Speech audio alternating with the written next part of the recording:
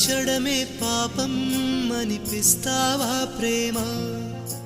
ప్రేమంటే ఒక శాపం అనుకోనా ఓ ప్రేమ? అవునో కాదో అడిగేవి లేదా మౌనమా?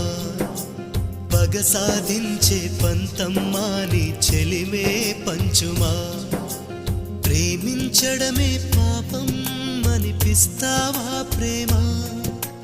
ప్రేమంటే ఒక శాపం అనుకోనా ఓ ప్రేమ?